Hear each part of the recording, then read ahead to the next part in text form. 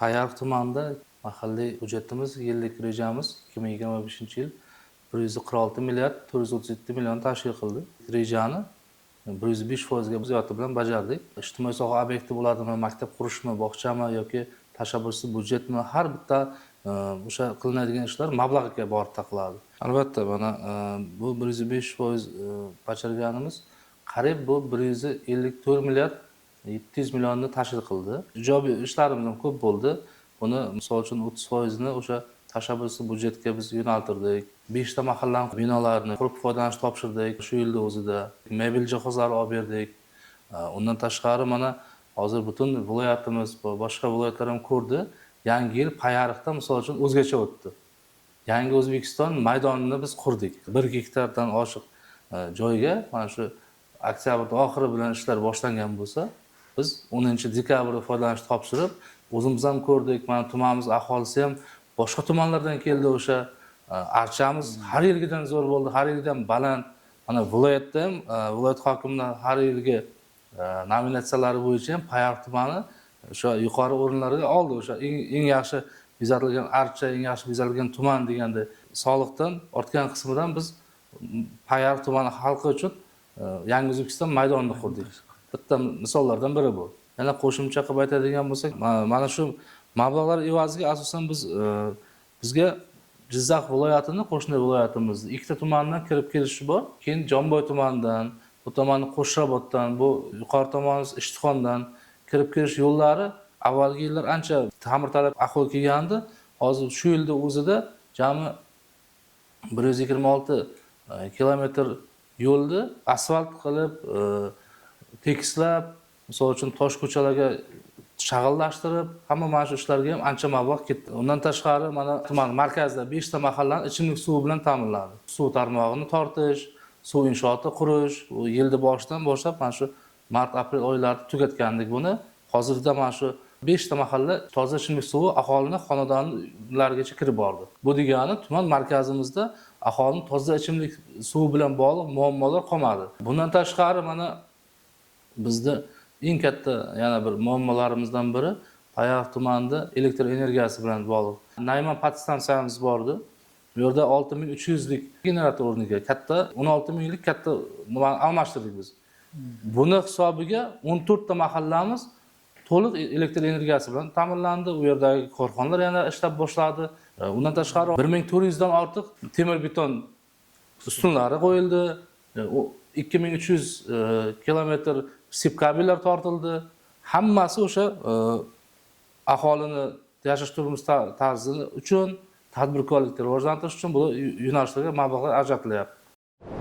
181 milliard hozir 2026-yilga reja oldik. Bu degani 2025-yildan 35 milliard ko'p tushum qilishimiz kerak.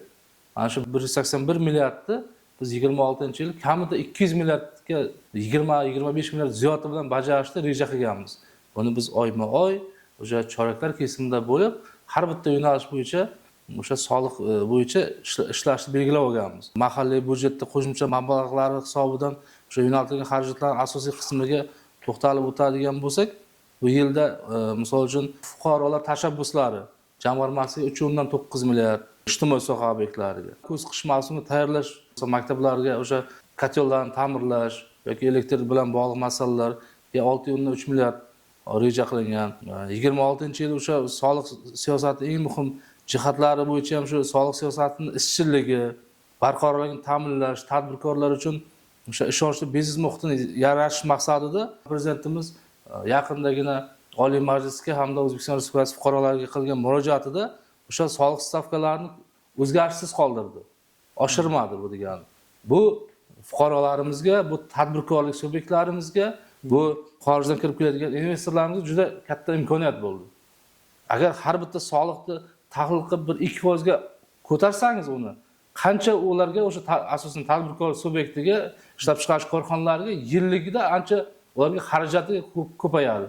Shularni inobatga olib, ularning rivojlanishi, kengayishi uchun hurmatli prezidentimiz shu 26-yil ko'pgina soliq stavkalarini o'zgarishsiz shu o'tgan yilgi raqamlarda qoldirdi. 26-yil qilingan rejalarimiz, soliq hisoblash bo'yicha rejalarimiz jismoniy shaxslardan olinadigan o'sha daromad solig'i bo'yicha tushumlar mehnatga haq to'lash jamg'armasining o'sishi, ish o'rinlarini o'sha legalizatsiya qilish hisobiga biz 59,4 milliardni reja qilyapmiz. Bu prognoz qilinyapti 26-yil uchun. Foyda solig'i tushumlari esa qariyb 5 milliard so'm bo'lishi prognozimiz bor. Bundan tashqari 26-yilda mahalliy budjet xarajatlarini 45,5% yoki 82,6 milliard so'mni ijtimoiy sohaga xarajatlarga yo'naltiryapmiz. Kelgusi yilda ta'lim sohasiga 60 milliard so'm mablag' ajratyapmiz. Buni mahalliy budjetini 33,1% tashkil qildi. Prezidentimizning 2025-yil 8-oktyabrdagi qarorga asosan Payariq tumani yangi O'zbekiston qiyofasida tuman maqomiga ega bo'lib o'sha qarorga kirdi. Bu tumanni o'ziga o'sha tadbirkorlikni rivojlantirish, kambag'al qisqartirish, ish o'rni yaratish va ijtimoiy iqtisodiy rivojlanish uchun prezidentimiz 100 milliard so'm bizga pul beryapti. Payariq tumaniga 2026-yilda pul beryapti.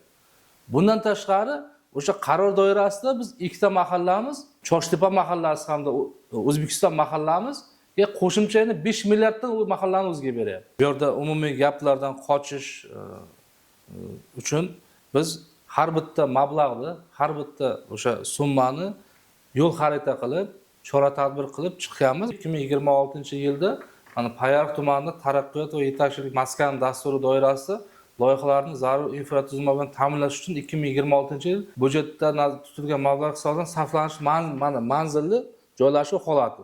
Mana tuman bo'yicha qayerlarga qancha mablag' yo'naltirilishi. Mana buni biz o'zi ishlab chiqqanmiz. Manzilli dasturi doirasi. Shahardan kirib kelishda o'sha Oqdaryodan o'tgandan keyin bizda Xo'ja Ismoil mahallamizda mana butun dunyo hozir nazariga tushyapti.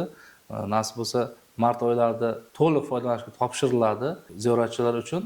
Xo'ja Ismoil mahallasi oldin o'sha bitta mahallada o'sha turizm rivojlangandi. Oldingi holatda hozir taqqoslama ustunlik qiladigan bo'lsak, o'sha Xo'ja Ismoil mahallasining yonidagi Manobod, Oqqo'rg'on, Choshtepa mahallalari o'zi turizmga, ya'ni qayerda rivojlanish bo'lsa, hamma o'sha yerga qarab talpinadi. Qayerda o'sha tadbirkorlik ochiladigan bo'lsa, o'sha yerga qo'shimcha o'zini qilib ketadi. Bu degani, turizm infratuzilmasi, turizmni rivojlantirish bo'yicha Xo'ja Ismoil mahallasi yonida mahallalar ham ularga qo'shilyapti. Ikkinchi yo'nalishimiz Chelak shahri hududimiz, unga tutash bo'lgan mahallalarda savdo va xizmat ko'rsatish bizning driverimiz desak bo'ladi. Chelak shahrida 7 ta mahalla to'liq o'sha bugungi kunda hozir ishsizlik ham holi desak bo'ladi, kambag'allik darajasi 26-yilda mana shu mahallalarimizda tabiiy kambag'al darajasiga yetadi. Uchinchi yo'nalish Payariq tumanida jami 65 ta mahalladan bugungi kunda 17 ta mahallamizda maizchilik, uzumchilik bilan shug'ullanadi. Eksport qiladi bu yerda. Yana bitta qo'shsak bo'ladi, bu yuqori tomonda G'allakor, Nakut, Kultusin tomonda chorvachilikka ixtisoslashgan mahallalar bor edi. Maydoni katta, lalim yerlar, chorvachilik bemalol u yerda yildan yilga rivojlanib boryapti. 2026-yil biz oldimizga katta marra olganmiz. Bu albatta o'z-o'zi bo'lmaydi. Biz mana shu marra olishimizda tegishli mutasaddilar, mas'ullar bilan birgalikda o'sha aholini birinchi o'rinda rozi qilish, kambag'allikni qisqartirish, o'sha ishsizlikni oldini olish, tadbirkorlikni rivojlantirish, kengaytirish, yangi ochish bo'yicha o'sha barcha ko'rsatkichlar bo'yicha barcha ishlarni tashkil qilamiz. 26-yil oxirida mana shuni natija bilan ko'rsatib beramiz.